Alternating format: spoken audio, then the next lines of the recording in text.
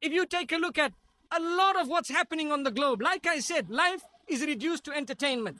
The clothing, we are affected by the advertising, the aggressive media, and the social networking. And the norms of society have put so much pressure on us that we will not come out of the home with hijab. Why? Because society will frown upon us. Who is being forced? Who is being forced? And how are they being forced? Who is the good Muslim here? May Allah subhanahu wa ta'ala make us vehicles of promoting goodness. My sisters, you know, one of the sisters in the United States introduced something known as World Hijab Day.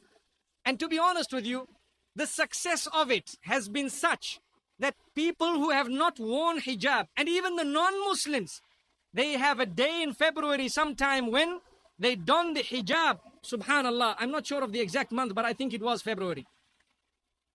And they put on something in solidarity with those who are in hijab.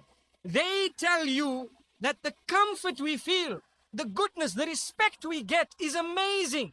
We are not judged by the hair we have, perhaps, you know, the type of shape we have and so on. Because believe me, my mothers and sisters, you know, when a person is in love with your heart and your character and conduct and your closeness to the Almighty, their love will only increase as the days pass. Because that, every one of us, as we become older, we start scratching our heads and thinking about the meeting with Allah subhanahu wa ta'ala. So it makes us a little bit better in terms of people.